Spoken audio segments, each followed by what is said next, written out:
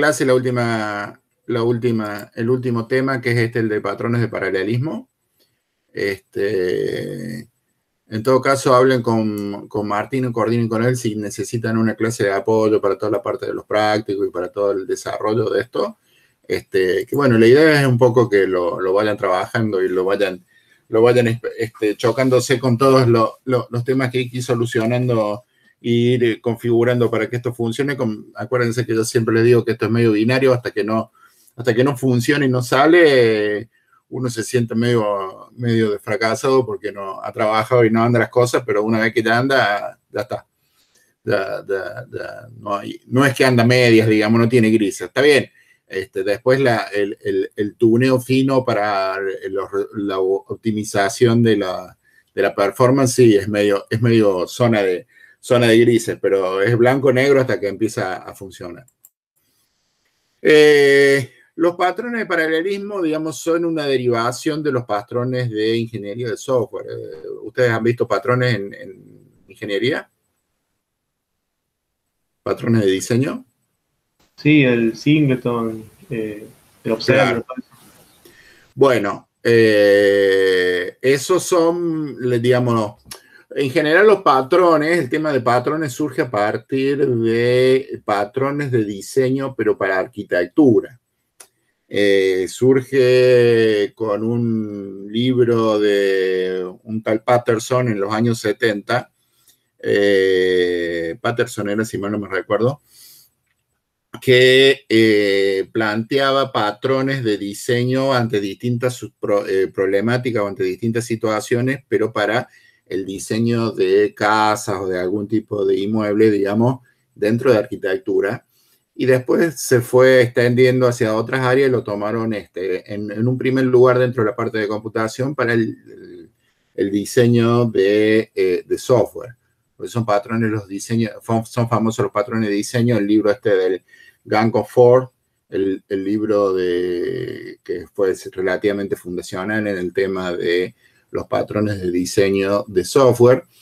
Y de ahí se extiende también hacia distintas áreas o las distintas especialidades dentro de la informática. Hay patrones de comunicaciones, hay patrones de seguridad y hay también patrones de paralelismo. Bueno, es un poco lo que vamos a ver hoy día.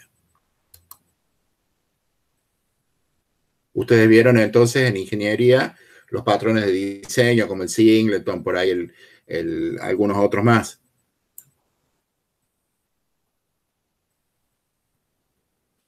Sí, de arquitectura vimos en capas, creo, y sobre todo el MVC. El Model View Controller.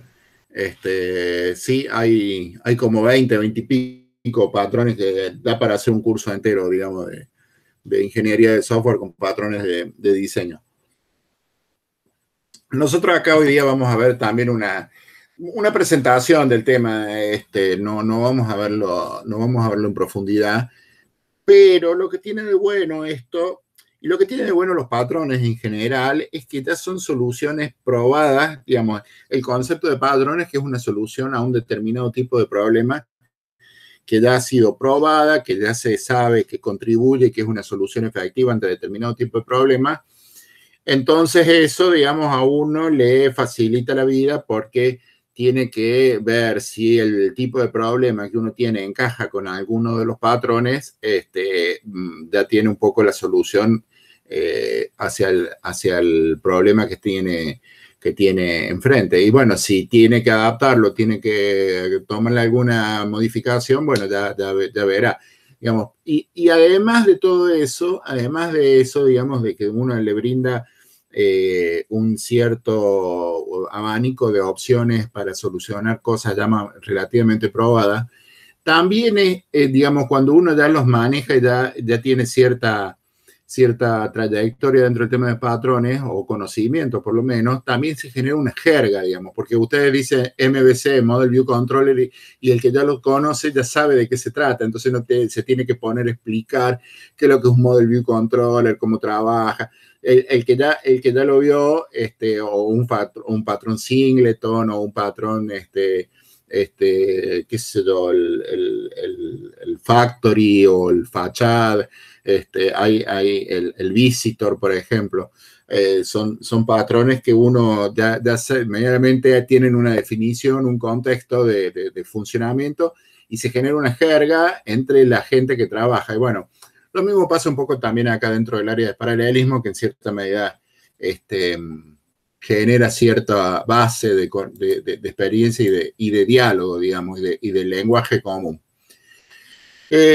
Acá les he puesto yo dentro del curso esta pequeña introducción. Acá hay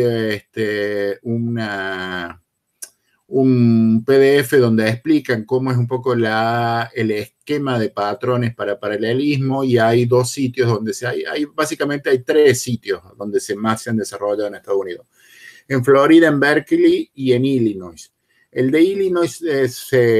acá ven ustedes, le he puesto, tengo otros que tenía de antes yo acá que no se los pongo a ustedes, digamos, porque se han caído, actualizan los sitios y bueno, hoy día estuve viendo, no están vigentes todos. El de Illinois es un poco que voy a tomar yo acá. Acá está este Sneer. Mark Sneer es uno de los, si se quiere, es uno de los, digamos, acá vamos a ver una introducción un poco, vamos a ir con el tema, pero digamos, el tercero es de acá, de Illinois, que es el que tiene también trabajo sobre patrones de paralelismo. ¿Dónde está? Escalable para el sistema.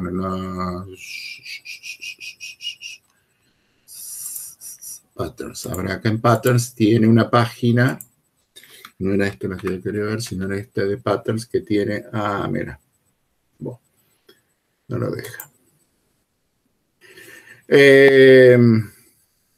Vamos un poco con el comienzo. Bueno, esto es lo que les comentaba recién, un concepto de patrones. Entonces, el patrón de diseño son una descripción de un problema y una solución que es frecuente y que ocurre en cierto dominio, como hablamos de arquitectura, de ingeniería de software. Entonces, en general, la descripción del problema involucra la definición del problema, las fuerzas que intervienen, la solución, los beneficios, los problemas y también patrones relacionales. Ese es, digamos, un esquema general de un patrón de diseño en general, digamos, este tema de tener no solamente la definición, las fuerzas que intervienen son, digamos, los elementos dentro del entorno o dentro del contexto, sería la palabra, del problema, cómo se plantea la solución, cuáles son las bondades, los problemas y, digamos, si a uno no le encaja ante el problema que uno tiene, también hay una serie de patrones relacionados, cosas que uno pueda tener una referencia colateral a lo que está viendo. Y lo que les hablaba yo del lenguaje, que es una colección, el Pattern Language es una colección de patrones de diseño que se utiliza para construir un sistema y que también es un mecanismo, un elemento de comunicación entre distintos pares. Bueno, por ejemplo, acá hace un diseño de patrón de vida, digamos, lunch pattern. La definición, acá, por ejemplo, el almuerzo. Uno tiene hambre entre las 11:30 y la 1 y debe resolver el problema del hambre. Entonces, ¿cuáles son las fuerzas? El apetito que uno tenga, la intensidad. Acá habría que ponerle, digamos, también si está haciendo dieta o no, ese tipo de cosas. Entonces, ¿cuál es la solución? Bueno, ir a un restaurante próximo que tenga una satisfacción razonable. Entonces, ¿cuál es el beneficio? Se resuelve el hambre y las dificultades es que uno se queda dormido después. Y bueno, entonces, ¿cuáles son los patrones relacionados? Bueno, la cena, el desayuno. Nunca hablo de cocinar pero bueno, en casa, ¿no? ¿Por qué patrones de paralelismo? Porque, digamos, hay ciertas dificultades entre los programadores para resolver los problemas del hardware paralelo y mayormente no se hace mucho foco en problemas de diseño, digamos. Se ve bastante la parte del hardware, la parte técnica, pero no tanto la parte del diseño. Entonces, la necesidad de un libro de recetas que haga un poco la asistencia sistemática a cómo atacar el problema, y lo que yo les decía recién, lo del vocabulario, la jerga, digamos, entre la comunidad. Hay distintas, digamos, aproximaciones o distintos enfoques a cómo abordar el tema. Estos dos, Foster y Massing, son quizás un poco los principales los principales autores que han desarrollado el tema. Y bueno, acá por ejemplo hay patrones, una enunciación de patrones que uno ya, un poco con la experiencia que ya tienen, algunos ya un poco ya los empieza a entender de qué se trata. Esto de embarrassingly parallel, ¿se acuerda que habíamos hablado al comienzo, que trataba de, digamos, embarazosamente o, digamos, absurdamente paralelo, que sea replicable, un repositorio, el tema del divide and conquer, que era una opción, el pipeline, los datos recursivos, la descomposición geométrica. Bueno, nosotros hemos visto problemas sin atacarlo o sin enunciar que estábamos aplicando cierto tipo de patrones en cierta medida. Algunas de estas cosas en los ejemplos que hemos visto a lo largo del curso hemos aplicado. Por ejemplo, esto de que sea embarrassingly parallel, la necesidad dice, ¿cuál es el problema de realizar operaciones en tareas que son independientes? Bueno, entonces tenemos un manager, un worker. Bueno, este no sería tanto el ejemplo de embarrassingly parallel, más bien un worker, un manager worker es este ejemplo. Pero que sea replicable, por ejemplo, es una estructura de datos global, que, por ejemplo, need to be performed using global data structure cause independencia. Bueno, este sería, si se quiere, el modelo del que vimos en clase pasada con la operación de reduce. Y bueno, acá hablan un poco más, por ejemplo, del divide and conquer. ¿Se acuerda? El divide and conquer es el caso del algoritmo de Quicksort o el algoritmo del merge sort, que son paralelizables, pero que tienen este esquema de divide and conquer. El pipeline lo tienen conocido de arquitectura. Bueno, ¿cuándo y cómo aplicar cada uno de estas estrategias de solución? Depende un poco de cuál sea el problema, depende un poco de cuál sea la estructura de datos que vamos a tener que trabajar. Uy.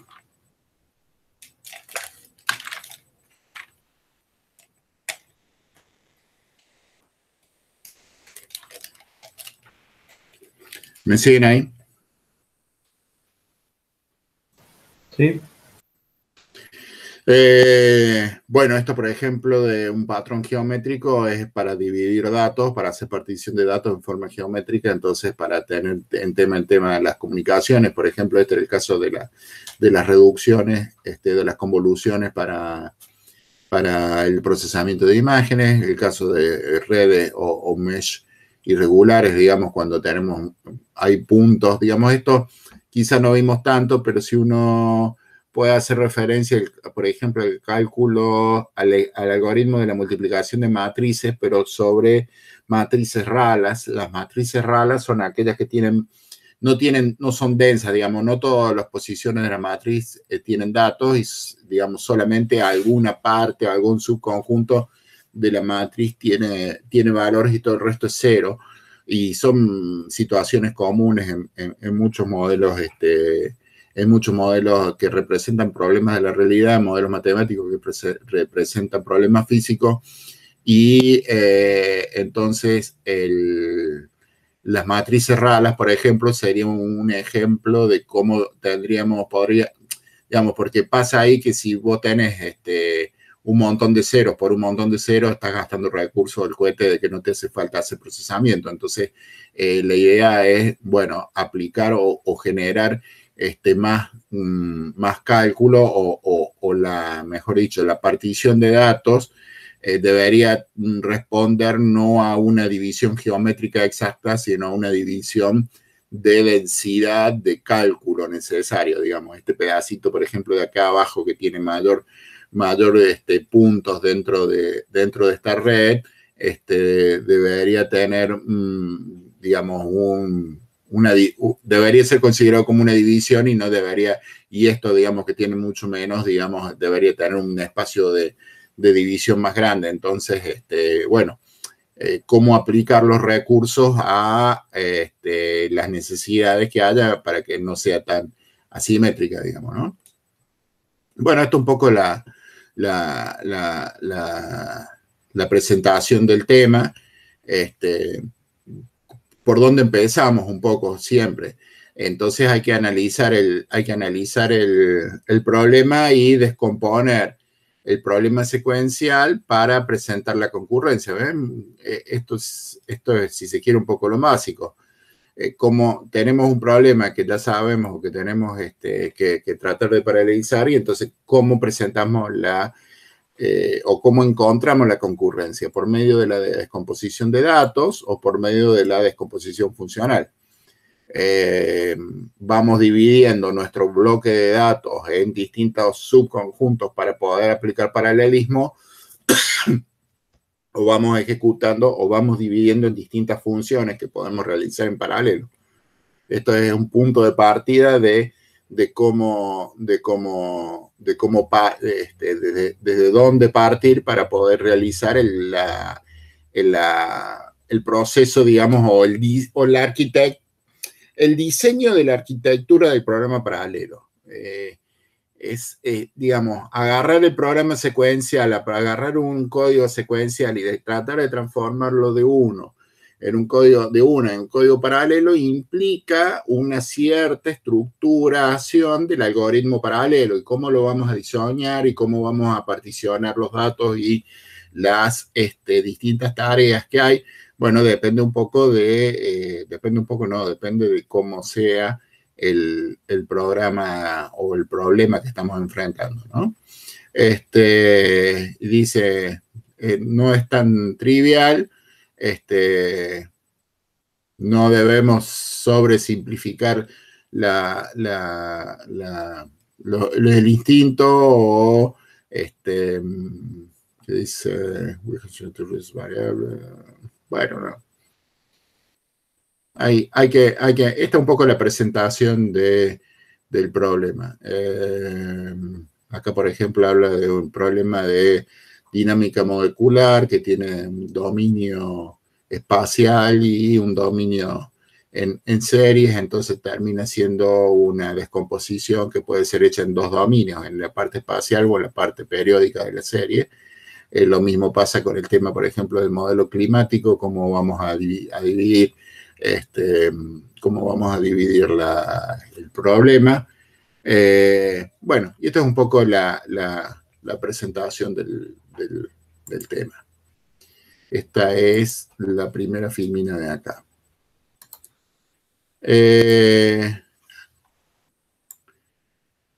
Sigamos con esta otra que habla de esto, Matson, Sander y Massinghill. Massinghill era el que estaba recién como uno de los autores. Es un libro del año 2005 que ha tenido un poco de evolución, pero no tanto, digamos, porque como son cuestiones de diseño y de arquitectura de programas paralelos y no tanto de implementación paralela, los conceptos de acá en este dominio de los patrones de paralelismo son mucho más estables en el tiempo, no son tan volátiles como el tema de la evolución sobre el hardware, ¿no? Entonces, les dice, bueno, primero que todo, el problema es lo suficientemente grande para tener resultados significativos que justifiquen resolverlo más rápido. O sea, lo de siempre, si vamos a sumar mil números en un vector, no es un problema suficientemente grande como para que se justifique tener el esfuerzo de trabajarlo en paralelo, ¿no?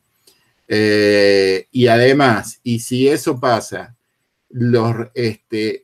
hay partes que son computacionalmente intensivas, hay alguna, se puede, digamos, uno debería tener en cuenta la ley de Amdahl y debería tener en cuenta de que tenemos que tener una parte de nuestro algoritmo donde vamos a tener suficiente mejora en la performance, ¿no es cierto?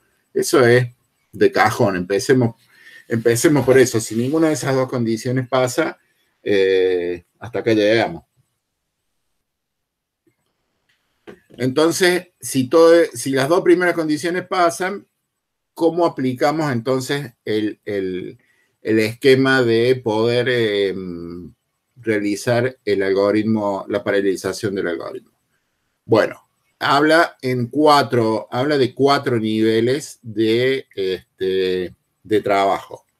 Primero, el tema del análisis del algoritmo y encontrar la concurrencia, exponer cuáles son los puntos de concurrencia. Después, diseñar la estructura del algoritmo, cómo vamos con qué estrategia vamos a implementar la paralelización del algoritmo. ¿Cuáles van a ser, en tercer lugar, cuáles van a ser las estructuras que va a tener ese programa? Y por último, cómo vamos a implementarlo. Si se quiere, todo el acento y todo el esfuerzo está puesto en esta última parte en cuestiones técnicas y es máxima lo que nosotros hemos visto y es lo que la mayoría de los cursos de paralelismo hace, pero toda esta otra parte de acá arriba tiene un impacto grande en lo que uno va a hacer.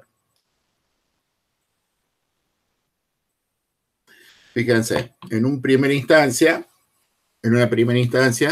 de estos 4 niveles, digamos, estos 4 niveles como que casi que no hay discusión, digamos, de que forman parte del proceso de paralelización. No hay mucha discusión de que esos son 4 etapas o 4 niveles que uno debería trabajar para poder armar o diseñar el programa paralelo. Y habla primero de encontrar la concurrencia. Entonces, de vuelta, descomposición por tarea o descomposición por datos. En función de eso tenemos que hacer un análisis de dependencia. Agrupamos las tareas, las ordenamos y compartimos los datos. Y eso, a su vez, después tenés que reevaluar el diseño para ver si lo estás haciendo bien o no te estás generando un tema de falsa dependencia o un tema de falso orden que te esté afectando el paralelismo, digamos, ¿no? Entonces, eso te lleva, si se quiere, fíjense que las flechitas estas van en doble sentido porque uno debería hacer una evaluación del diseño antes de pasar a estos niveles más que siguen, en función de ver de que no se generen algún tipo de botella o un reorden de los datos que uno tiene que hacer, ¿no es cierto? Dice, la descomposición de tareas, el problema es visto como un flujo de instrucciones que puede ser particionado en secuencias de tareas que pueden ejecutarse en paralelo. La llave para poder hacer esto es que tengamos operaciones independientes. La descomposición de datos es que uno ve el problema desde la perspectiva de los datos que pueden ser divididos o particionados en distintos bloques. Entonces, la llave de esto es poder realizar ese particionamiento en bloques de datos y que pueden ser manejados en forma independiente. Y tareas y datos implican una descomposición que se relacionan entre sí. Hay diferentes facetas de la misma descomposición. Por ejemplo, el tema de la multiplicación de matrices que nosotros hemos visto. Si lo descomponemos por tarea, podemos considerar que el cómputo de cada elemento en la matriz resultante como una tarea separada, que si se quiere, un poco es el enfoque, fíjense que trabaja CUDA, ¿no? Como que cada hilo va a realizar el cómputo de cada elemento de la matriz resultante. Acá dice que, bueno, puede ser que tengas una performance pobre que deberías agrupar, deberías tratar de agrupar. Y si lo ves por el lado de la descomposición de datos, descompones la matriz en bloques por ejemplo, una fila forma un bloque o una submatriz. Bueno, es un poco los ejemplos que hemos estado viendo nosotros a lo largo del curso. Ahora, eso como un ejemplo, ¿no? De que podemos descomponer por tareas o por datos. De ahí en adelante podés agrupar las tareas. Si tenés tareas que tienen la misma dependencia, las mismas restricciones de dependencia, identificar las tareas que pueden ejecutarse en forma concurrente. O sea, digamos, no estamos hablando del caso simple de la multiplicación de matrices, pero por ejemplo, supongan un caso de un entrenamiento de una red neuronal que tiene distintas etapas. Entonces, bueno, ¿cuáles son las dependencias? ¿Cuáles son las tareas que podés hacer en paralelo en cada etapa? Identificar las dependencias que tienen. Sobre todo en orden de reducir sincronizaciones. Digamos que las sincronizaciones siempre generan una pérdida en el rendimiento porque hay que esperar siempre que el más lerdo o que el último termine. Entonces ahí tenés un overhead de sincronización. Y después, por ejemplo, que las tareas agrupadas pueden manejar en forma eficiente memoria, datos compartidos, que es lo que pasa con la arquitectura de las placas CUDA, ¿no es cierto? De la Shared Memory.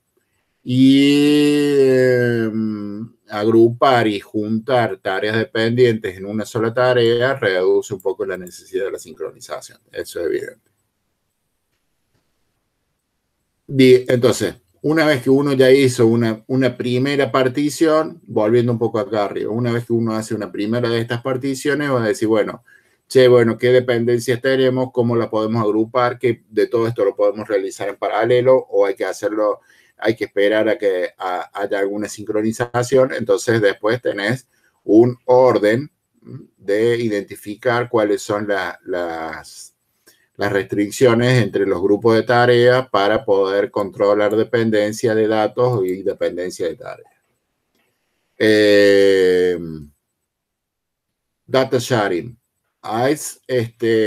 Se puede compartir los datos entre un distinto grupo de tareas, digamos. Hay datos que pueden ser solamente read-only, hay datos que vamos a poder compartirlos en forma global, en forma local dentro de cada grupo de tareas o de grupo o subdivisión de bloques. Necesitan ser de lectura y escritura, son de read-only o son de read-write. Este es el ejemplo, digamos, que citan, es el tema de la memoria compartida entre los distintos hilos del bloque, ¿no es cierto? Digamos, cada uno de estos son patrones, ¿no? El de agrupar, el patrón de agrupar, el patrón de ordenar, el patrón de determinar el data sharing, el patrón de reevaluar la primera etapa del diseño, la partición encaja o soporta el hardware que disponemos, cuántos hilos podemos manejar, cuántos hilos son necesarios, cómo la estructura de datos compartida. Entonces esto, digamos, impacta en el diseño del algoritmo. Esta era la primera etapa. Todo esto son, digamos, patrones a tener en cuenta en la primera etapa. Después tenés la segunda etapa de, una vez que vos ya tenés un poco el diseño evaluado, digamos, de cómo vas a particionar los datos. O sea, el resultado de la primera etapa sería tener el diseño, tener la idea si vamos a dividir por tareas, por datos o las dos cosas, cómo vamos a agrupar las tareas, en qué orden vamos a tener, qué dependencia de datos, digamos, eso sería la primera etapa del proceso de aplicar la paralelización del algoritmo. La segunda etapa consiste en definir la estructura. Entonces vamos a aplicar el paralelismo. Si venimos, digamos, por el lado de la división por tarea, podemos aplicar paralelismo de tarea o divide and conquer. ¿Cuál de los dos es más factible? Si venimos por el lado de la división por datos, si vamos a trabajar sobre geométrico o datos recursivos. Si tenemos flujo, por ejemplo, si vamos a trabajar sobre pipeline o eventos o basado en eventos. Entonces, dependiendo obviamente del problema, tenemos distintas formas de poder organizar los datos, ¿no es cierto? Entonces, acá lo que te dice es, bueno, ya tenemos la primera etapa. Organizamos por tarea. ¿Tenemos dependencia lineal o tenemos recursiva? Si tenemos recursiva, trabajamos con divide and conquer. Si tenemos dependencia lineal, bueno, hagamos una dependencia de tarea. Si vamos por datos, de vuelta, lineal o recursivo. Si tenemos lineal, vamos a trabajar sobre descomposición geométrica y si no, sobre datos recursivos, que habría que ver cuál es la estructura recursiva que tiene. Si trabajamos sobre flujo de datos, que sea regular o irregular. Entonces, si es regular, podemos aplicar un pipeline y si no, podemos aplicar un event driver. Entonces, acá te va dando un poco la idea de para dónde debería ir apuntando la solución del algoritmo. Entonces, por eso, digamos, a partir de haber hecho la primera etapa de encontrar la concurrencia, ahora, ¿cuál es la organización de la estructura del algoritmo? Si vamos a trabajar, por ejemplo, en este caso de acá de tarea, ¿me siguen hasta acá? Estoy hablando de corrido hoy. Sí, sí, sí. Bien. Vamos bien.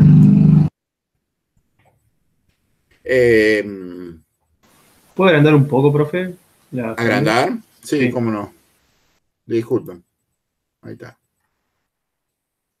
Ahí va. Si vamos a trabajar entonces sobre la primera línea de esta de división por tareas en división lineal, bueno, tenemos que tener después que el problema fue descompuesto en una colección de tareas que son ejecutadas concurrentemente, ¿cómo podemos explotar esa concurrencia en forma eficiente? O sea, hay que tener en cuenta el problema del desbalance de carga, ¿no? En el divide and conquer, ¿cómo explotar el potencial de la concurrencia? Bueno, este era el caso, por ejemplo, ¿se acuerdan de la operación que vimos en la clase pasada de el SCAM? ¿Se acuerdan? Que tenías la suma o que tenías que definir vos la suma o la operación binaria de todos los valores anteriores que tenías. Bueno, entonces eso te generaba una cierta estructura recursiva que llegaba hasta cierto punto y que después se vuelve a solucionar.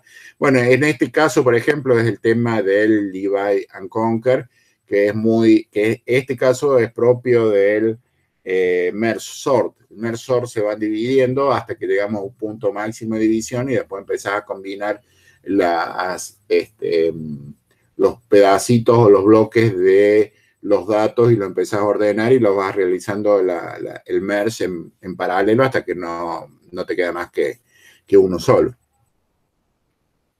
Bueno, acá, por ejemplo, te da la estructura un poco, digamos, conceptual de cómo aplicar el merge sort.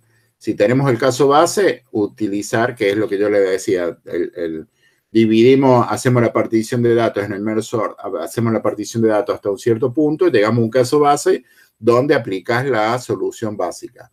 Y si no, tenés dividirlo en subproblemas, aplicarle la solución, acá hacer la split y después solucionar de cada una de las fracciones y hacer el merge de las n soluciones en las cuales se plantea. En general, esto está planteado en términos binarios, en términos de divisiones binarios, para ganar eficiencia y en cierta medida entenderlo más lógicamente la estructura del algoritmo del divide and conquer, ¿no es cierto? Que es un poco a dónde vas a aplicar la paralelización. Obviamente, a partir de que tenés divisiones y que podés aplicar la resolución de casos base y empezás después a hacer el merge de esas soluciones bases y la empezás a juntar y empezás a unir para formar la solución final, ¿no es cierto? La descomposición geométrica, cómo organizar los datos en forma que puedas hacer la agrupación de los bloques, la actualización de los bloques en forma concurrente. Entonces, por ejemplo, acá una cosa importante es tener una descomposición que minimice la necesidad de comunicar datos y dependencia entre las tareas, digamos. Por ejemplo,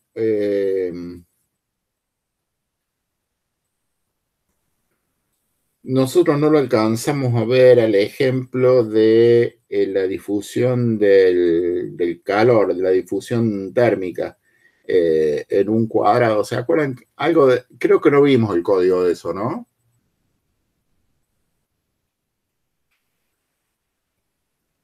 ¿Ustedes lo vieron con Martín? Yo no me acuerdo de haberlo dado con ustedes, pero ¿lo vieron con Martín? No, yo no lo recuerdo. Al tema de la difusión de calor. No, yo tampoco. Bueno. Ahí podés tener una...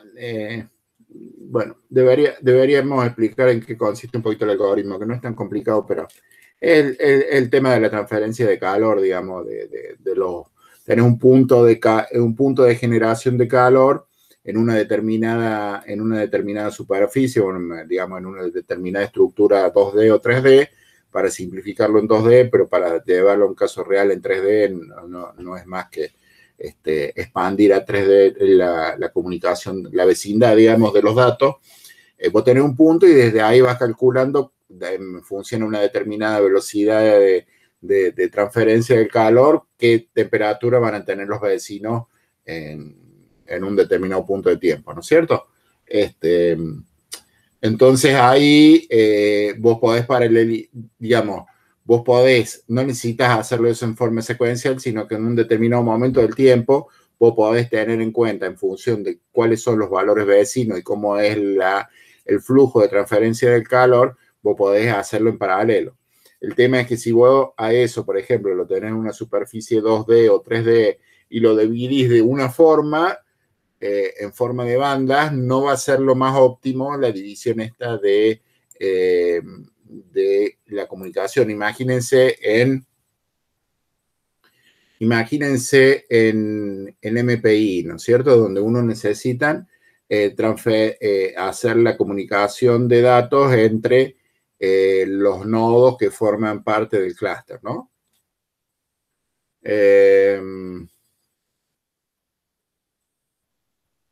Le voy a dar el ejemplito porque la verdad que es bastante gráfico. A ver. La operación en ese sentido sería medio parecido a una convolución o al problema de una convolución de que necesitas saber los valores de Sí, alrededor. tal cual. Pero, a ver, la hipótesis de trabajo es la siguiente. Mira, vamos a insertar una tabla de 4x4. Así. Bueno, no. Lo dejemos como estaba. Ahora, supongamos que tenemos los cuatro nodos en un clúster. Esto 4x4 a los fines solamente de simplificar las cuentas, ¿no? Y tenemos 4 nodos en nuestro clúster. Entonces ahí habría 2 formas o 3 formas de dividir los datos para que cada nodo dentro del clúster haga la parte de cálculo que le corresponde. Pero acuérdense que los valores de un determinado valor, de una determinada posición, dependen de sus vecinos, ¿no? Dependen de sus vecinos, que es el tema de la transferencia de calor. Entonces, lo podés hacer por fila, para cada nodo toma la fila, lo podés hacer por columna, cada nodo toma una columna, o lo podés hacer en forma de que cada nodo tome un bloque cuadrado.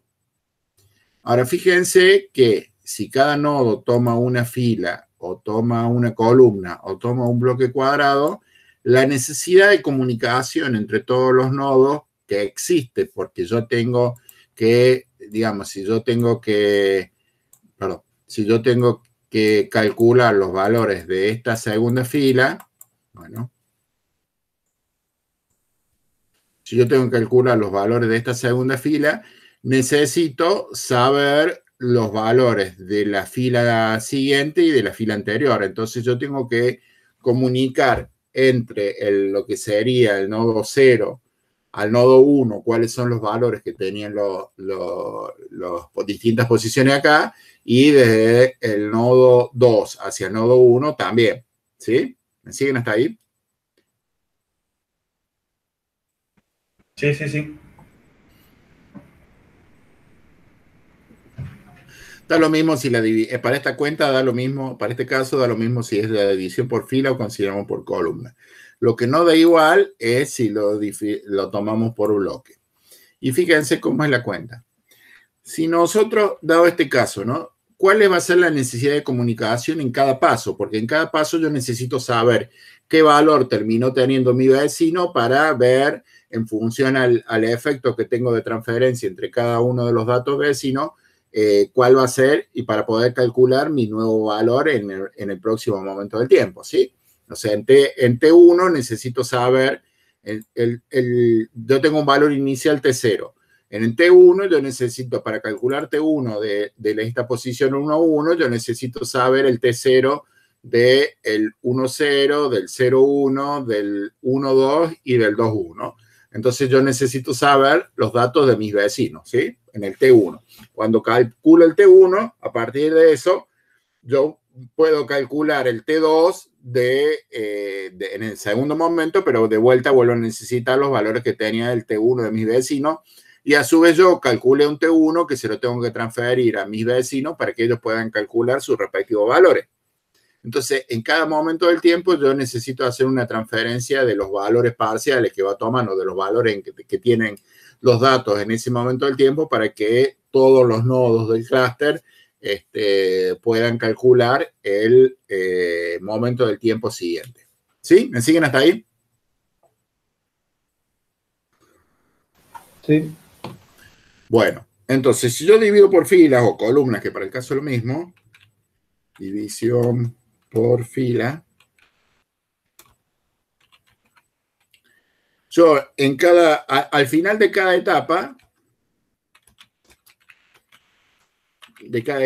que calculo un T sub I, los valores en un momento del tiempo T sub I, tengo que transmitir a mis vecinos para que calculen el T sub I más 1. Entonces, fíjense, los que están en el borde, las filas o las columnas, por el caso lo mismo, que están en el borde, tienen que transmitir 4 datos hacia sus vecinos, ¿no? Entonces, ¿cuál es la necesidad de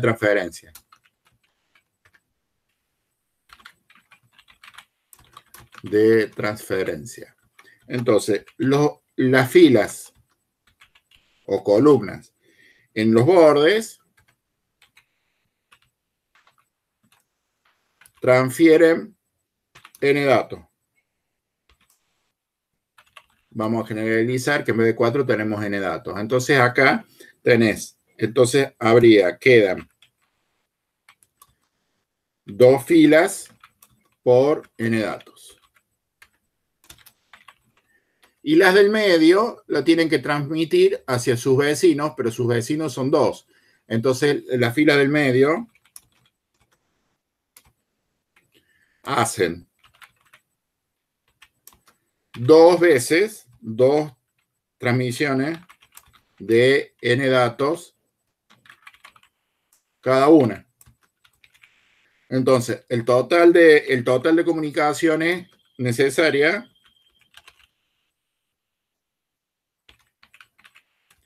es de 2n de cada uno de los bordes más 2 por 2n de las del medio. ¿Sí? Entonces, esto me lleva a 4 más 2, 6n. ¿Sí?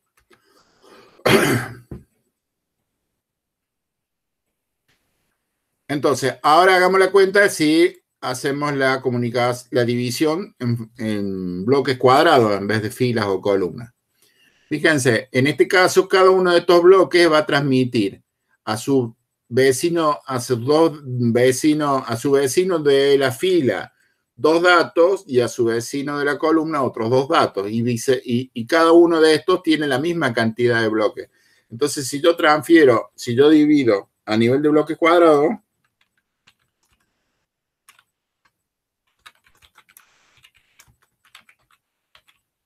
la necesidad de transferencia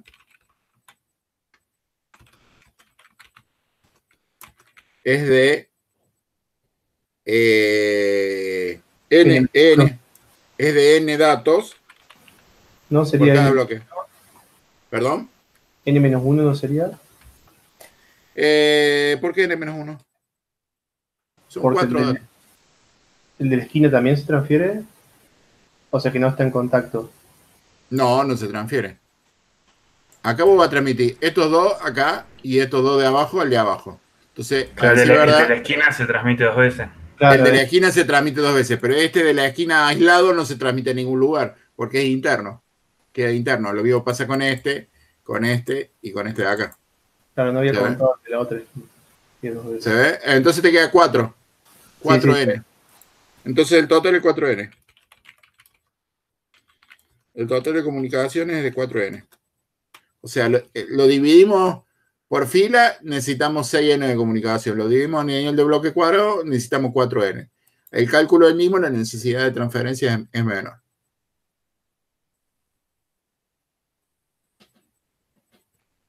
En general, mientras más cuadrado, uno cuando va a hacer una división de datos, mientras más cuadrados sean, menos necesidad de comunicación tenés entre los distintos bloques entre los distintos procesos que están haciendo el cálculo. Vos, en general, vas a dividir los datos para que cada uno de los procesadores, las unidades de procesamiento, llámale hilo, llámale placa, llámale nodo de clúster, lo que sea, hagan su respectivo dato. Y si vos necesitas una transferencia de resultados parciales para poder seguir avanzando en el procesamiento, mientras más cuadrada sea la división, menos necesidad de comunicaciones vas a tener. O sea, se minimiza la necesidad de comunicación a medida que son más cuadrados. Acá le pusimos un caso de 4x4, supongamos que sea de 6 por 4 o de 6 por 9, lo que sea, por ejemplo. No es tan así la cuenta como le hicimos acá, pero siempre es menor cuando son las divisiones en forma cuadrada que si son bandas fila o bandas columna.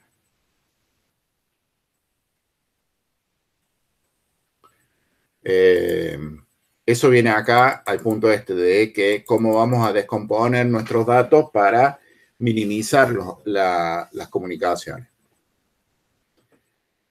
¿Se entendió? No es magia eso es un modelo matemático que te define eso. Digamos, una explicación de modelo matemático. La cuestión sería que con el cuadrado tengo mejor relación de costo, diría costo-ganancia, pero sí. Porque si yo tuviera, por ejemplo, en una matriz más grande, las 3 columnas como bloque, sí, tengo que almacenar muchos datos, entonces es muy costoso, pero capaz serían menos las comunicaciones si directamente tuviera las columnas. No, vos fíjate lo siguiente, a ver. En la cantidad de datos que vos tenés que almacenar, si son 4 en una fila, 4 en una columna o 4 en bloques cuadrados, son lo mismo. Vos tenés 4 bloques, ¿no es cierto? Acá le puse de a uno para no estar dibujando el cohete, pero digamos, acá si querés hacerla de 16 por 16, de 64 por lo que sea, ¿me entendés? Entonces, cada nodo va a almacenar una n-ava parte igual que todo el resto de los nodos. El tema es que si vos la división de esos datos la haces en forma más lineal, más en banda fila o en banda columna, la necesidad de comunicación que vas a tener con los restantes nodos es mayor que si la dividís en bloques cuadrados. Claro. Los datos son los mismos, la cantidad de datos que va a tener cada uno. No es que vos le vas a... Claro, porque si no estarías diciendo, no, para minimizar la comunicación a uno le doy más datos y al otro le doy menos datos. También es probable que eso suceda, habría que ver cuáles son la estructura. Pero a igualdad de cantidad de datos que vayas a almacenar cada uno, en este caso de formas cuadradas, de formas rectangulares, si vos haces la división de datos geométricamente en forma más cuadrada, en forma más... Claro. menos alargada, si se quiere, la comunicación de datos va a ser menos. Claro. Sí, sí, ahí lo entendí. Gracias. No, está bien.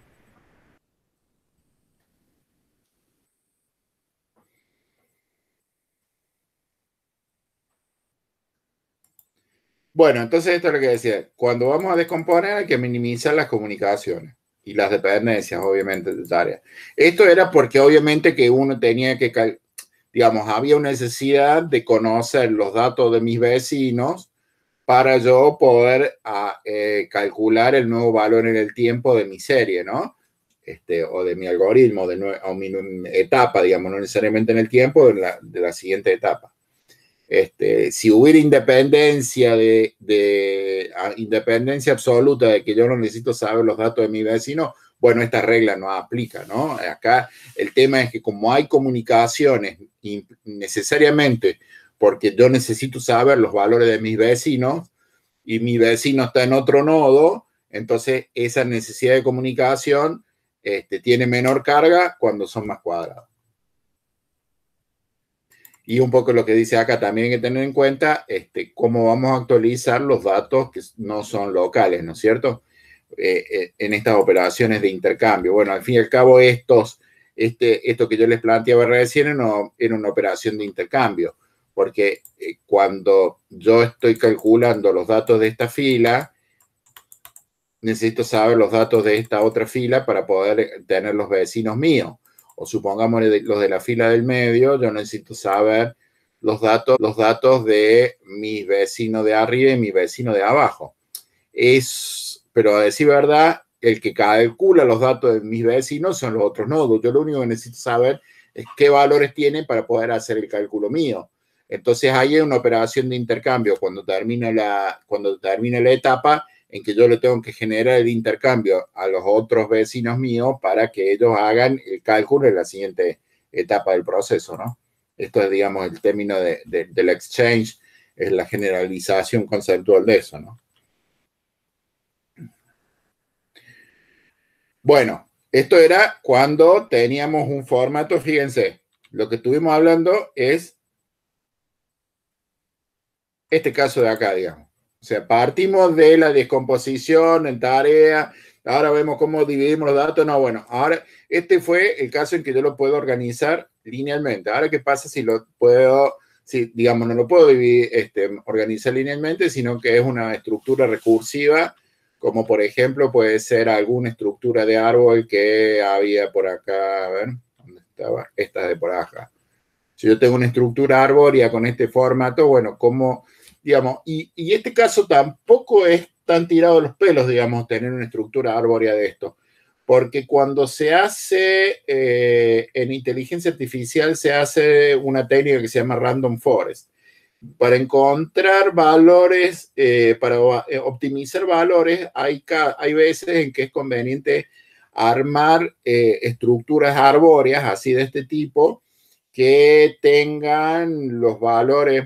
A ver, supónganse que los nodos de este árbol son los estadios de un tablero de ajedrez dependiendo de cada una de las movidas que yo voy a hacer.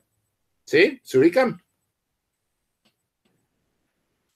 Entonces, yo acá, qué sé yo, empiezo con el tablero de la posición inicial, acá moví un peón, no, acá moví el otro peón, acá moví, bueno, digamos, en este caso es bastante menos que el caso del ajedrez, pero supongamos que uno tiene que hacer una búsqueda de cuál es la movida óptima dentro del juego. En general, esta teoría de juegos también, no sé si vieron la película de Nash, que el tipo no le dieron el Nobel, pero pegó en el palo, digamos, de la teoría de los juegos. No sé si la escucharon.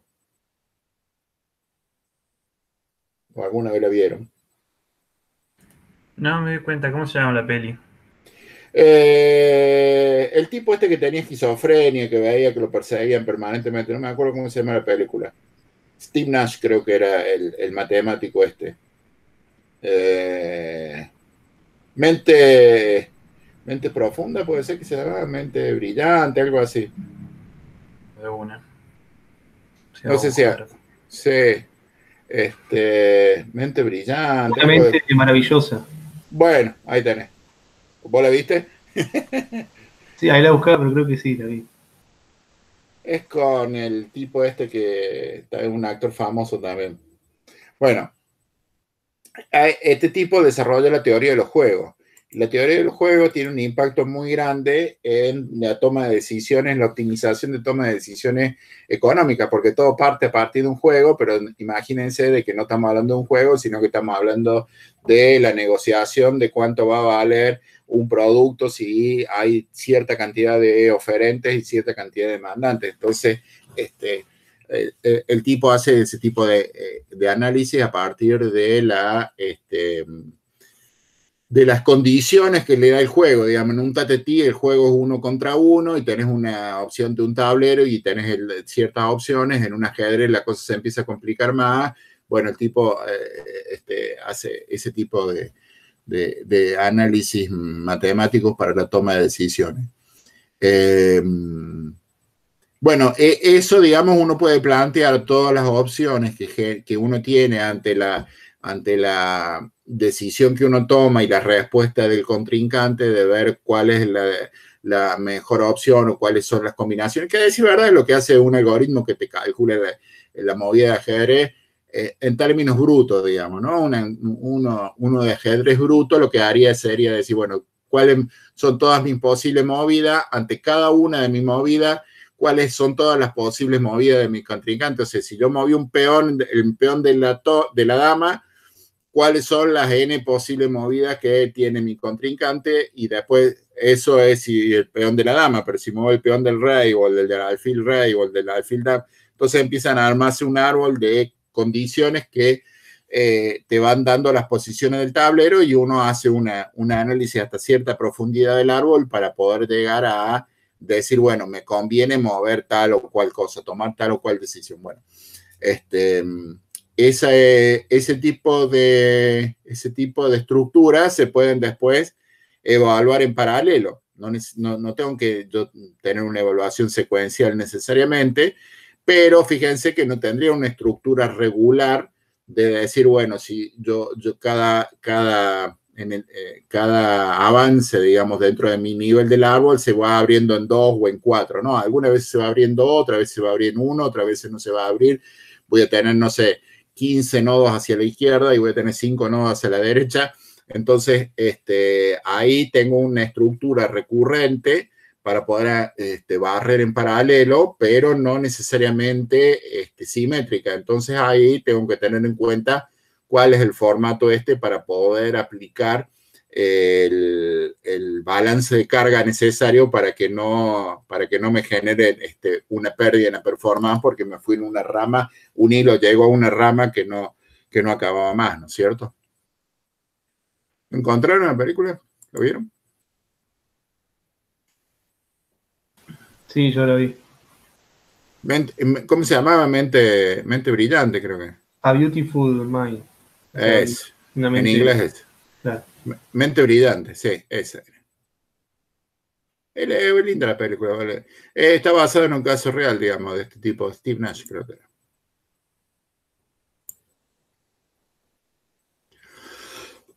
Bueno, hasta acá llegamos entonces al segundo paso. Fíjense que estamos acá, pasamos por acá, estamos en este dato recursivo. Entonces nos quedaría ver, creo que a ver si sigue acá con el tema del pipeline. No, no habla del pipeline, mira vos. Hay otro que sí habla del pipeline.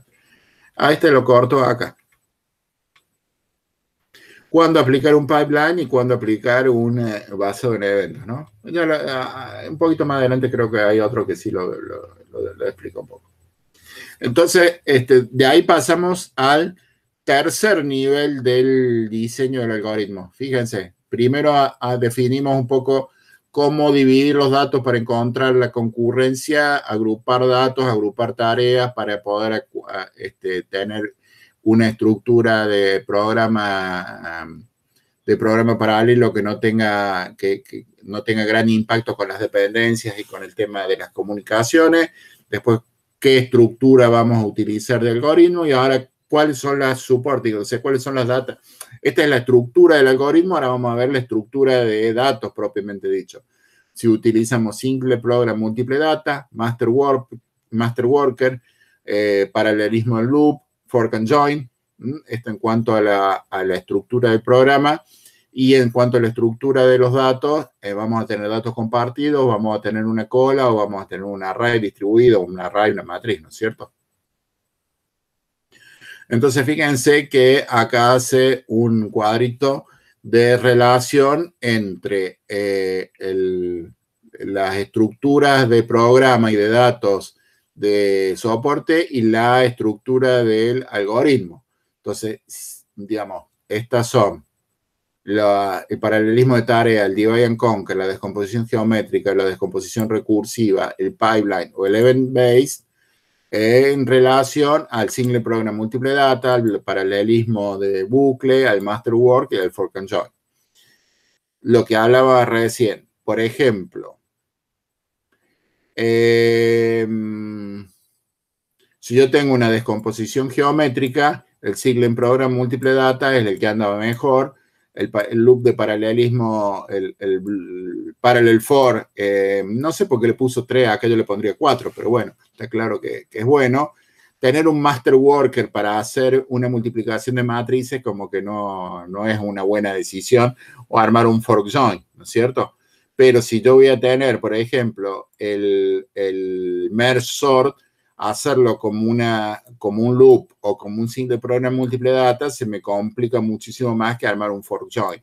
Entonces, fíjense ahí cómo, habiendo hecho un análisis de cuál es la estructura del algoritmo, ahí ya me lleva a qué implementación es la mejor para cada uno de los casos, ¿no es cierto?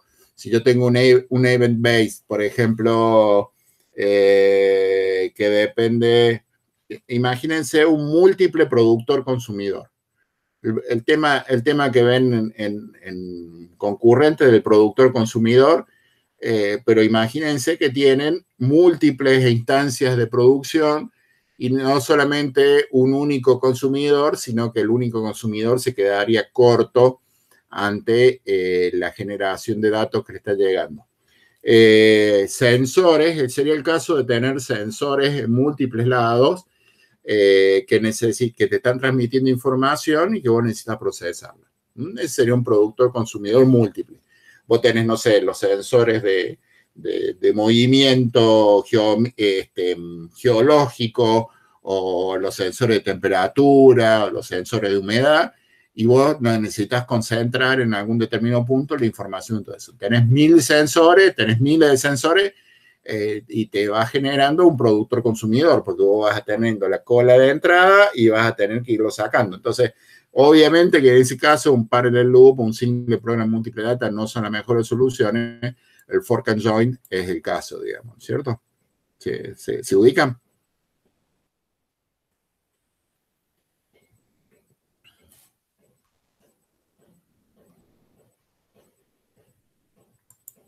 ¿Preguntas? Por ahora no.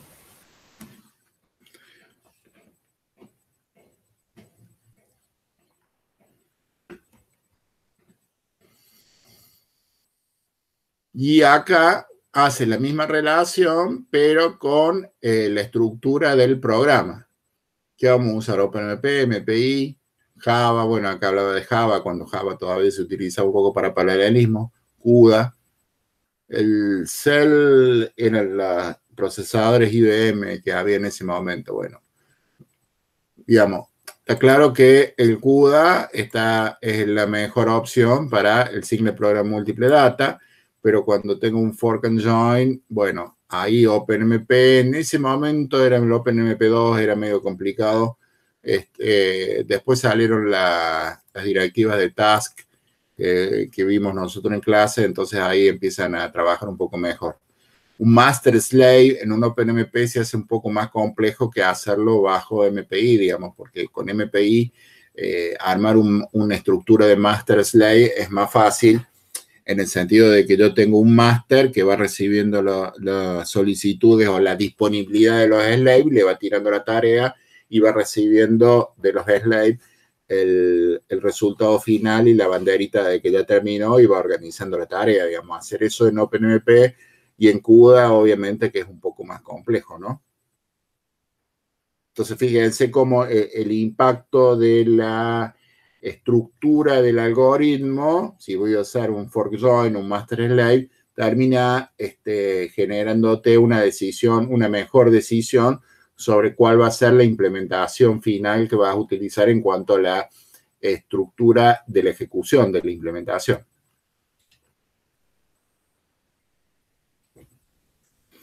Y bueno, después el último nivel, ya de implementación propiamente dicha, hilos o procesos, la sincronización y la comunicación que voy a tener. O sea, acá ya sí vamos a la parte técnica específicamente, ¿no?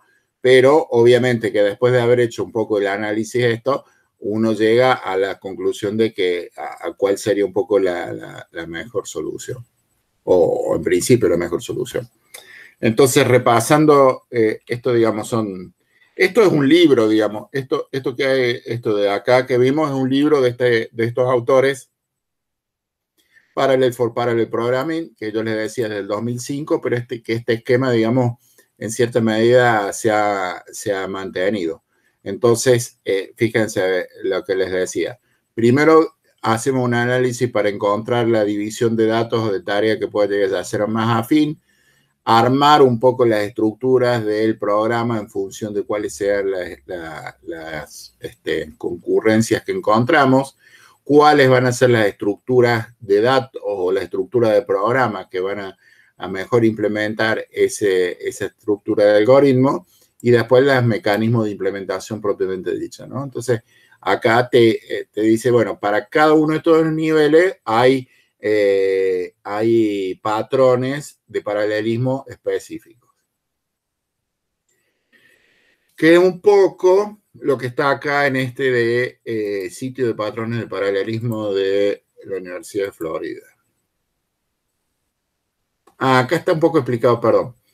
Acá está explicado, este es el Pattern Language for Parallel Programming, es lo del libro, perdón. Acá en Overview está un poco más explicado, digamos, las filminas estas que teníamos, pero como es este sitio de los autores mismos, no tienen todo el contenido, sino que tienen alguna introducción a cada uno de los niveles, porque obviamente no te van a presentar el libro ellos mismos, ¿no? Pero bueno, es un poco la explicación que nosotros vimos, de encontrar concurrencia y la estructura del diseño del algoritmo, las estructuras de soporte y las de implementación. Y en cada una de estas está un poquito más explicado, digamos, lo que venimos viendo de la filmina.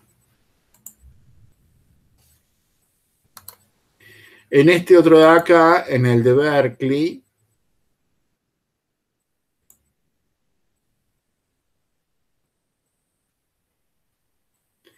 tiene una división un poco distinta de los patrones, pero no deja de ser relativamente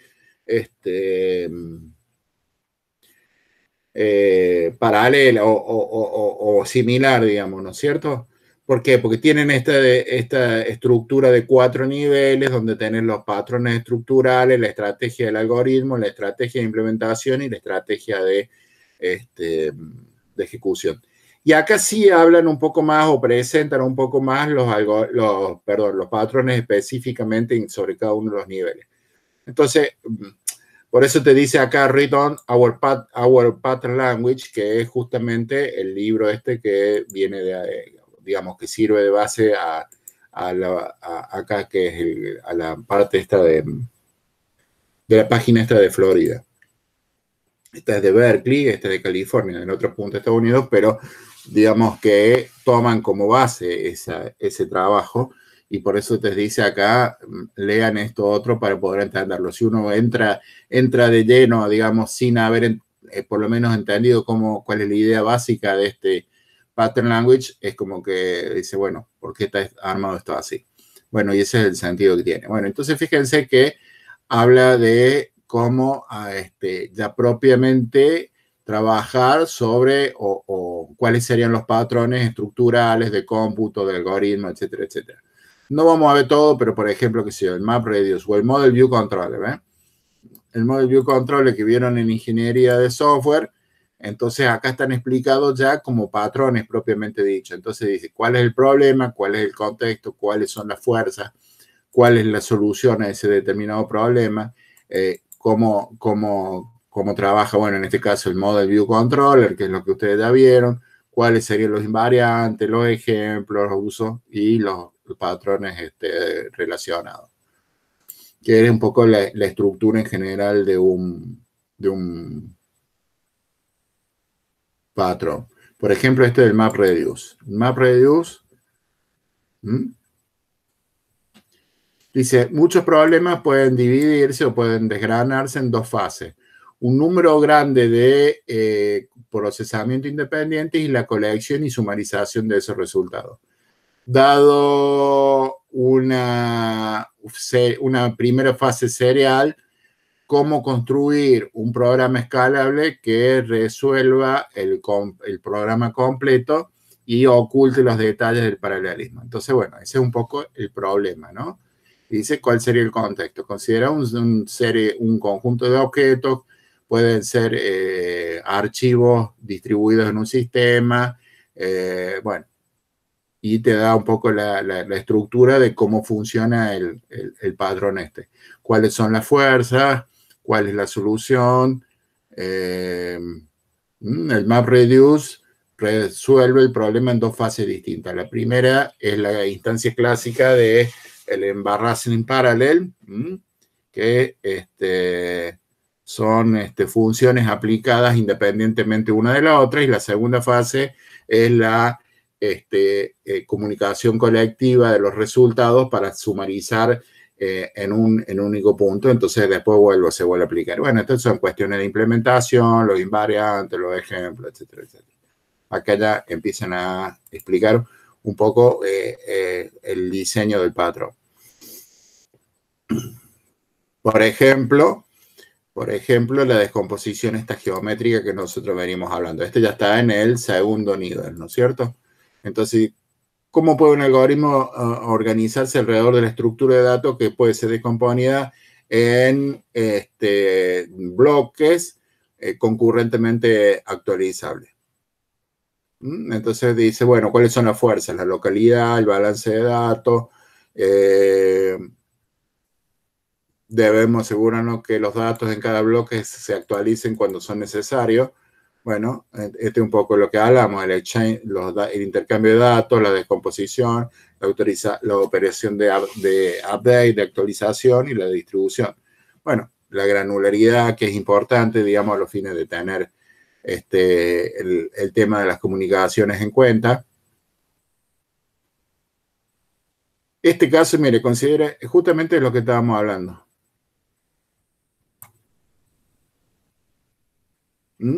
Si uno lo divide en... Este fue el ejemplo. Miren, no lo había visto acá, pero es justamente lo que vimos recién. Una superficie, dice, si uno divide en 4 subarrays de size n por n sobre 4, o sea, como bandas, tenés áreas de 2n y los procesos que están en el interno, que eran los del medio que vimos recién. Bueno, acá está la misma explicación que la de recién, que por un lado llegas al 4n y por otro lado llegas al 2n. Esto, por ejemplo, está explicado acá.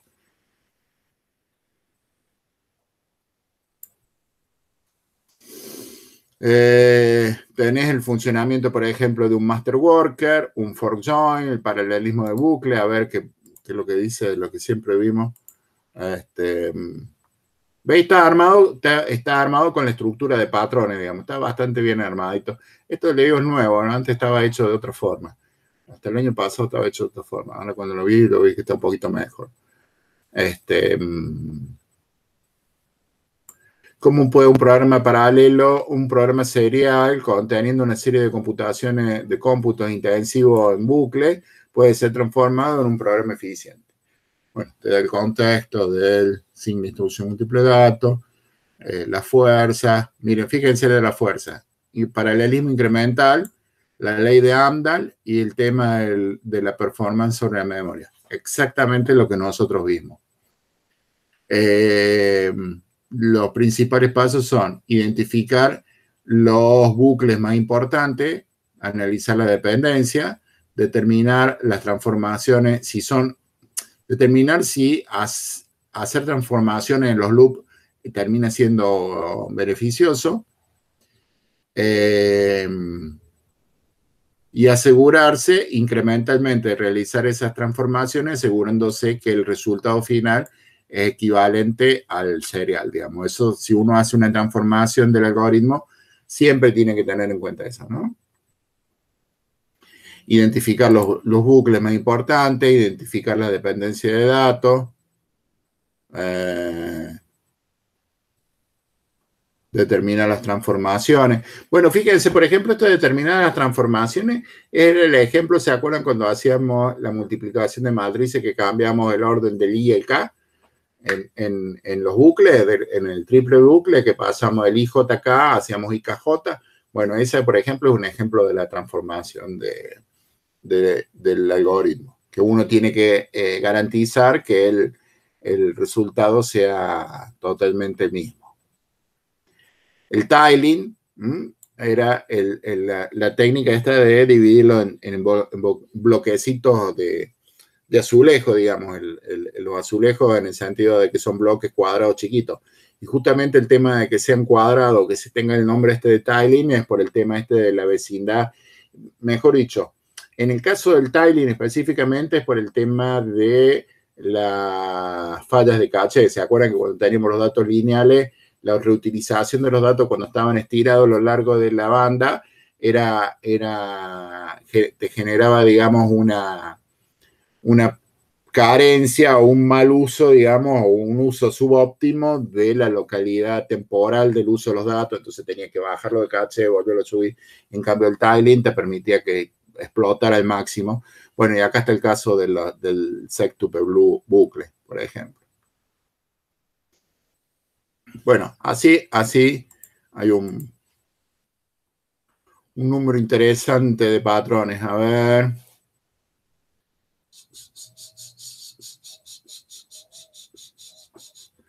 No sé si tienen acá el tema del productor consumidor.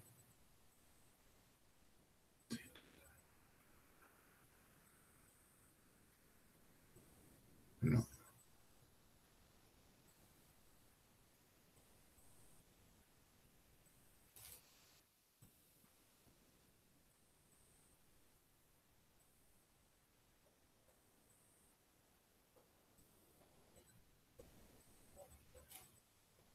No están todos completos. Ven que algunos están en blanco, todavía no están como enunciados, pero no están explicados.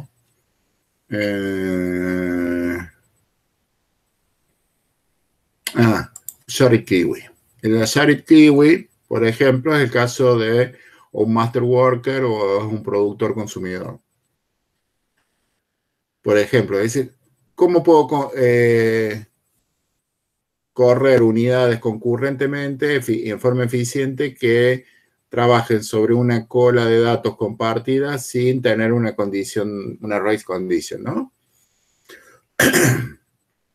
Dice el contexto, muchos programas paralelos, una cola es una estructura de datos común que es compartida entre todas las unidades de procesamiento, todos los procesadores. Por ejemplo, los algoritmos de ¿cómo se llama? Recorrido de grafos, que mantienen una cola que contiene los vértices que ya han sido recorridos. Que sería el caso que yo les decía recién de los árboles, por ejemplo, que lo pueden ver como un caso particular de grafo. el recorrido de grafos en forma paralela involucra compartir eficientemente una cola entre todas las unidades de procesamiento. Entonces, ese sería el contexto. Por ejemplo, una task kiwi es, por ejemplo, el común en el tema del master worker. Entonces, ¿cuáles son las fuerzas? Simple protocolo va a increased concurrence. Un simple protocolo obviamente te genera una facilidad, pero cuando tenés que tener más concurrencia, supongo que tenés muchos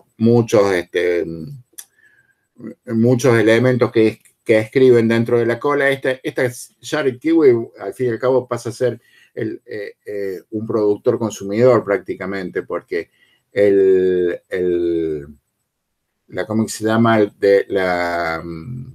El barrido dentro del grafo, el recorrido dentro del grafo, cuando uno determina cuáles nodos están visitados y cuáles nodos son los próximos a visitar, al fin y al cabo está generando un consumo de cuáles son los disponibles para visitar y una generación de nuevos disponibles a medida que uno lo va avanzando en el recorrido del gráfico. ¿Se ubican? Yo parto desde uno, que es el primero que está disponible, lo consumo y digo, bueno, todos los vecinos los produzco, los pongo a disposición para ser nuevamente visitados. Entonces ahí, si, digamos, el tema del TTT, empiezo con 9 disponibles, 9 posiciones, pero cuando ya puse uno me quedan 8 disponibles y así me van quedando cada vez menos. Voy consumiendo y voy produciendo nuevas opciones. Entonces, este tema del recorrido de grafos o de árboles implícitamente es un productor consumidor, que si vos lo vas a hacer en paralelo tenés múltiples productores con múltiples consumidores.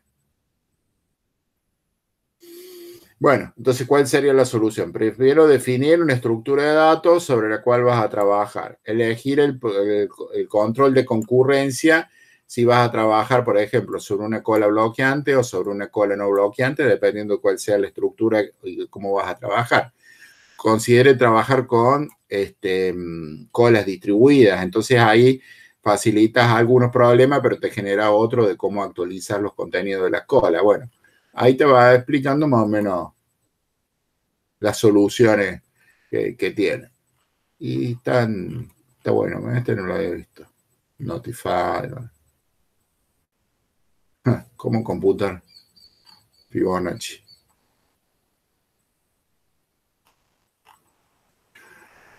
Bueno. Digo, ver esto ya de por sí te va, si lo entramos a ver en detalle a todo este tema, ya de por sí nos llevaría medio curso prácticamente, viendo los ejemplos y tratando de verlo en detalle. Entonces los traigo a colación porque me parece que de todas formas es interesante que lo tengan en cuenta, en referencia de que, digamos, hay una metodología para abordar el tema de la paralelización de los algoritmos. Hay patrones de diseño que ya tienen soluciones relativamente implementadas. Hay investigación y trabajo sobre esto. Entonces, en algún momento que necesiten realizar algo, esto lo tienen como referencia. Y por último, hay un patrón propiamente dicho que ya no es de implementación, sino de cómo hacer ingeniería para aplicar paralelismo, digamos. O sea, sería el metapatrón de todo esto. O sea, lo que vimos hasta ahora era, digamos, cómo realizar la tarea de aplicar o mejor dicho, cuáles serían los patrones en cada uno de los niveles de diseño. Y acá hay un entry point, que llaman un entry point hacia el lenguaje de patrones, que a mí me gusta siempre presentárselo, que es el de la reingeniería, que es el caso de que parten desde un problema secuencial y uno tiene que aplicar esta serie de patrones hacia todo este proceso. Entonces, ¿cómo encarar el proceso de la paralelización propiamente dicho?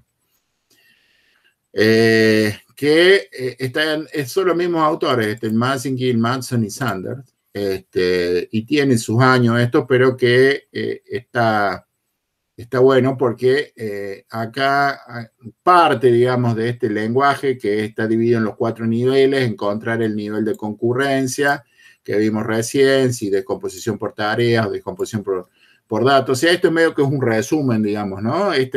Acá al principio hace una introducción al pattern language que vimos nosotros recién, y explica, bueno, el tema de encontrar el espacio de concurrencia, el diseño de la estructura del algoritmo, las estructuras de soporte y finalmente la implementación. Pero después al final dice, bueno, yo tengo una aplicación que tengo que paralelizarla para mejorar su rendimiento. ¿Cómo hago? Entonces, este sería el patrón para poder aplicar los patrones. ¿Me explico? Voy a sacar esto que un minuto que...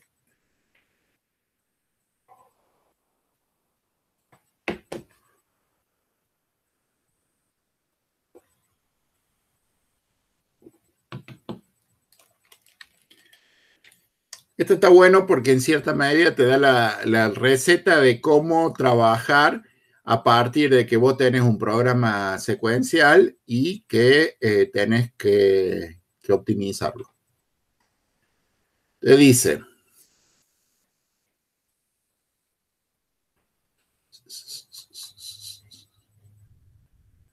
Las aplicaciones complejas, el tiempo de desarrollo es largo en relación a la relación de los sistemas. Tan cierto es que hay muchos sistemas de gestión financiera que están hechos en COBOL desde hace más de 30, 40 años que todavía siguen trabajando.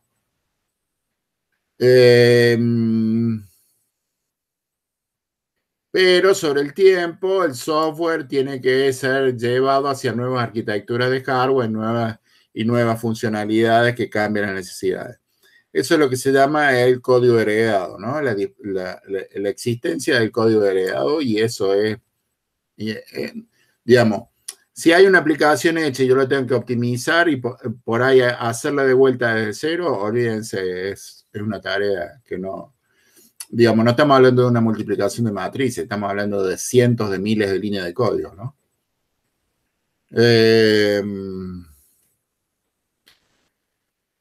Anteriormente, la respuesta es mejorar la performance comprando hardware más rápido. Pero llevar ese código para que tenga una ventaja del hardware paralelo es visto solamente cuando cuando comprar una solución más rápida no genera un aumento en el rendimiento de la performance. Obviamente que siempre termina siendo más barato comprar una máquina más potente que pagar el desarrollo de la paralelización del algoritmo. Eso, aunque estemos en Argentina, sigue siendo cierto, digamos. Y además teniendo en cuenta los avances del hardware, de que ya no tenemos cuando hicieron esto todavía no estaba el tema vigente del límite del silicio, hoy en día más que nunca, ¿no? Una razón de paralelizar el código existente tradicionalmente ha sido el último resorte en mejorar la performance, porque es difícil, te lleva consumo, te consume tiempo y es muy propenso a errores. Hay mucha literatura de programación paralelo, pero tiende a focalizar en el desarrollo de aplicaciones que están desde el comienzo ejecutadas en paralelo. O sea, claro, cuando vos las haces ahora de cero, sí la vas a pensar. Pero ¿qué pasa cuando vos tenés que trabajar sobre un código legacy? Entonces, las fuerzas son, existen aplicaciones significantemente grandes, son aplicaciones legacy. La ley de Andal puso cuello de botella, pero digamos, estas son las fuerzas que intervienen dentro del problema, ¿no? Entonces, por un lado, tenés la existencia del código heredado, tenés el tamaño que es grande y del problema que merecería ser utilizado.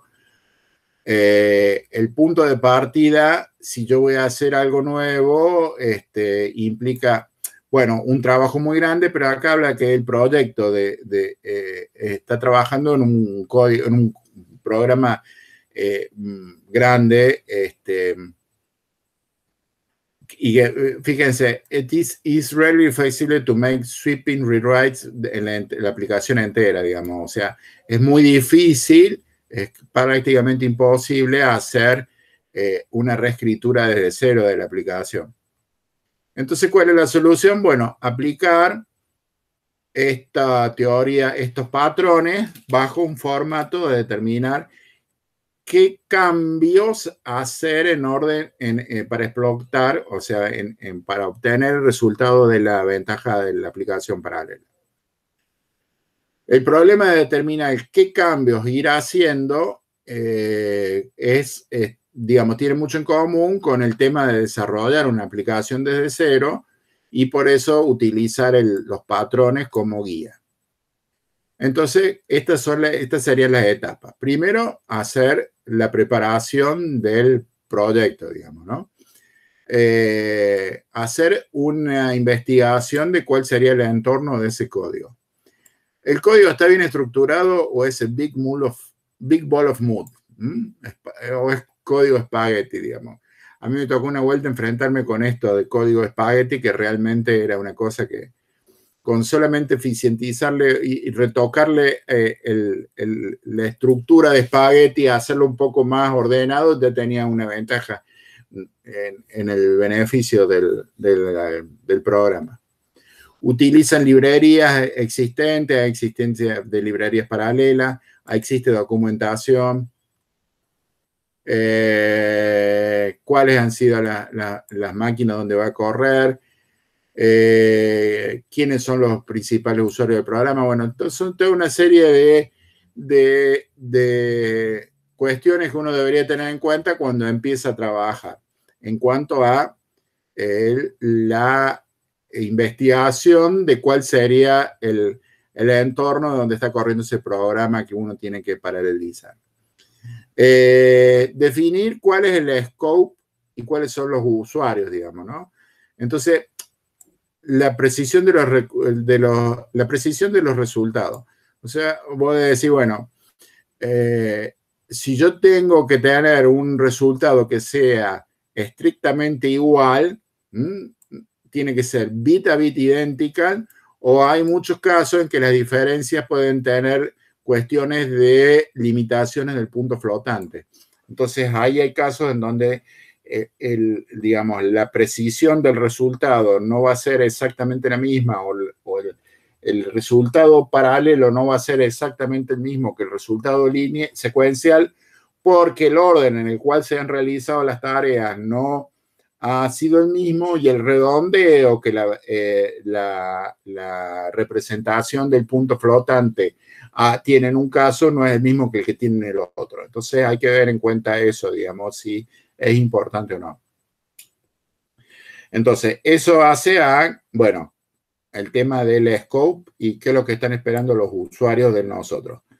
¿Cuáles van a ser los objetivos de aumentar la performance? Por ahí te van a decir, no, bueno, ahora bájenmelo a la 10ª parte, y va a decir, olvídate, no se puede.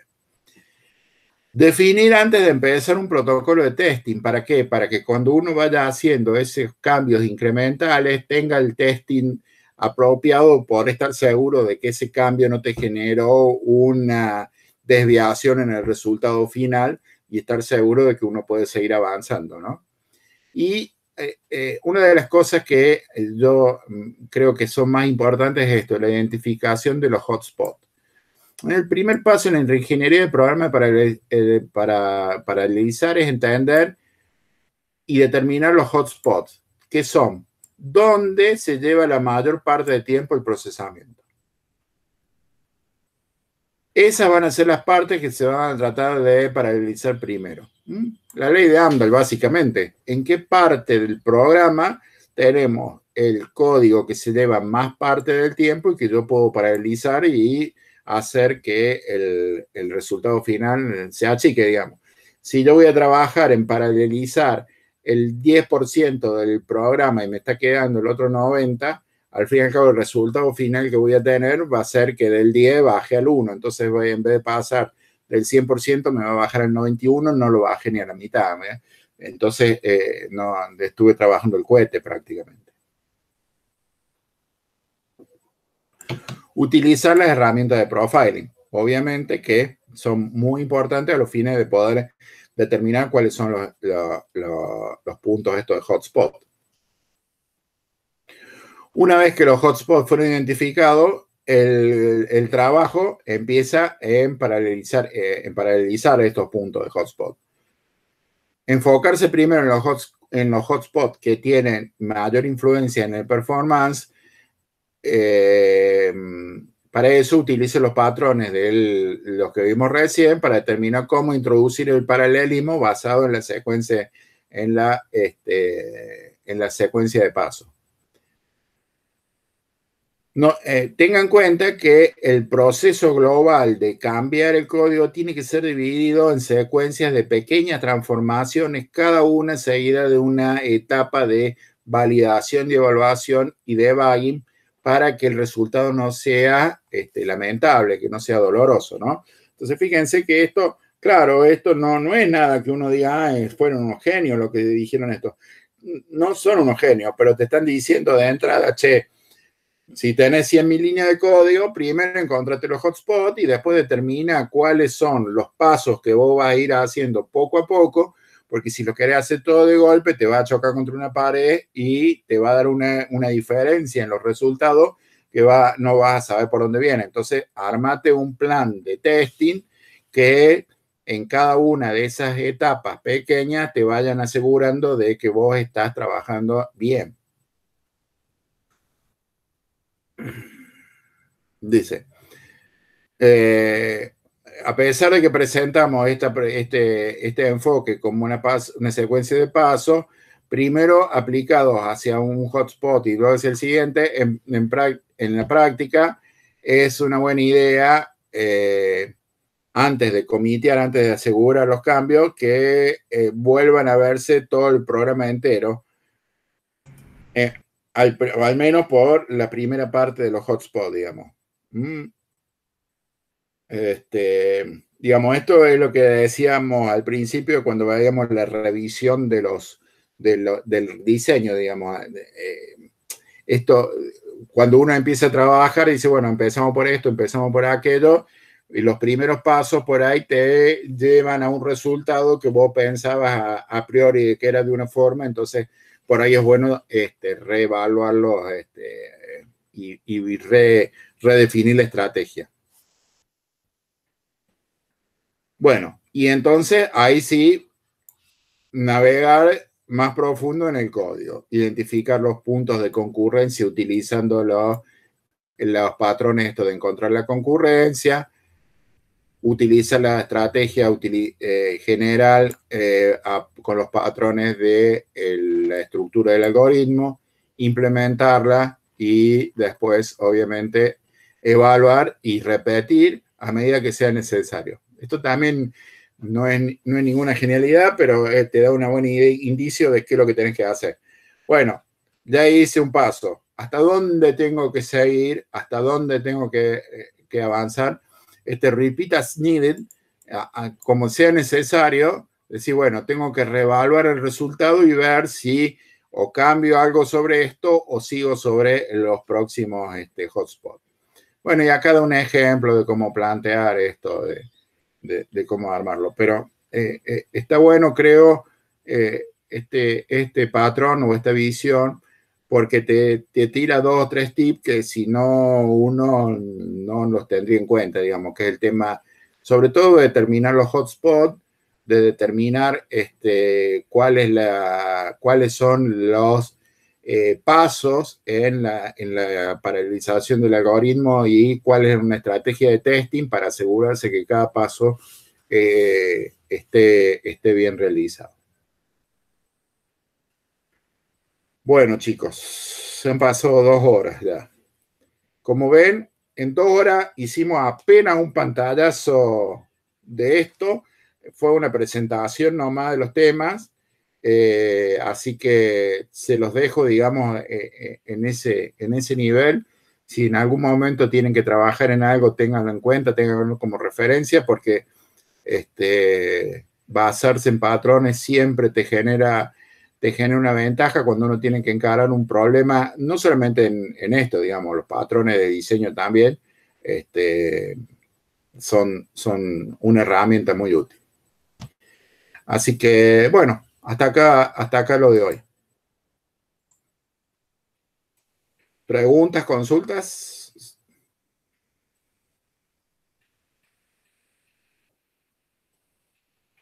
Entonces, profe, la semana que viene no hay clase, ¿no? No, ya con esto damos por terminado el curso, exactamente. Queda, digamos, disponible con ustedes y coordinen con Martín el tema de, por ahí, la evaluación un poco del tema de práctico. Fíjense que repasando un poco lo del proyecto, digamos, del tema del algoritmo del Camins, fíjense que lo que hablamos hoy aplica bastante a algunas cosas, aplican bastante a cómo encarar la solución un poco de esto, ¿no? Si lo vamos, digamos, un poco está forzado el proyecto a trabajar en cada una de las tecnologías para que tengan, digamos, una base común de un algoritmo y puedan hacer una implementación en cada una de esas, en cada una de las tecnologías. Pero al fin y al cabo, obviamente, va a haber una que va a ser mejor que otra y va a tener estos fundamentos de los patrones que van a tener mucho que ver. Pero cuando encaren un poco la solución, por eso yo les dije que no había un código del cual partir, sino que, bueno, había un ejemplo ahí en Python, hay códigos dando vuelta, yo no le voy a decir que no, hay códigos en C dando vuelta, pero bueno, es importante que tengan en mente, digamos, un poco la estructura, el diseño de cómo paralelizar, el tema de los algoritmos, el tema, obviamente, si uno llega después a nivel fino, a bajo nivel, el tema de la localidad de los datos para las fallas de caché en el caso de OpenMP, o para el tema de la shared en CUDA, o el tema de cómo compartir los datos en MPI. Entonces, digamos, si bien todo el algoritmo, ¿no? Hay una mejor solución, digamos, hay una tecnología que va a ser mejor que otra para implementar esto, temas parciales son mejores o son válidos para cada una de las temas, digamos, subtemas dentro de la implementación, dentro de cada tecnología, el tema de las comunicaciones para MPI o el tema de la memoria para la CUDA, por ejemplo, son válidos y son ejemplos de lo que hemos visto acá. Así que bueno, quedan un poco, coordinen con Martín y vayan trabajando en esto, que se va tomando una sopa que se va tomando de a poco, digamos. Yo también quedo a disposición, así que cualquier duda, cualquier consulta, sobre todo por ahí utilicen el tema del clúster, también utilicen el tema de la máquina, la Pulky, por ejemplo, que tiene más core, o esta otra de acá que tiene la placa CUDA, la GTX 1080, que es bastante performante. Bueno, al principio no. Pueden hacerlo en su propia máquina, si quieren pueden ensayar un MPI dentro de su propia máquina, pero obviamente van a ver que cuando llegan el MPI de una máquina independiente, por más que sea multicore, a un clúster, el impacto pega y hay cosas que siempre hay que tunear, después hay que tocar. Y ahí, profe, decía que las cuentas se borraban en diciembre. ¿Eso a quién le avisamos para...? ¿La qué? Perdón?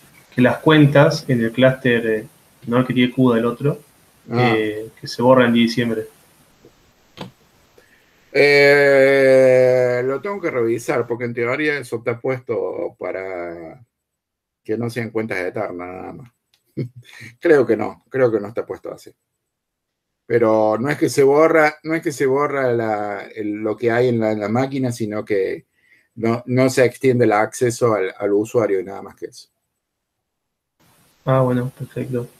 Sí, y otra cosa, sí. de los códigos que vimos de multiplicación matriz en CUDA y eso, que los tenía Martín, ¿usted nos puede dar acceso al home de Martín para buscarlos?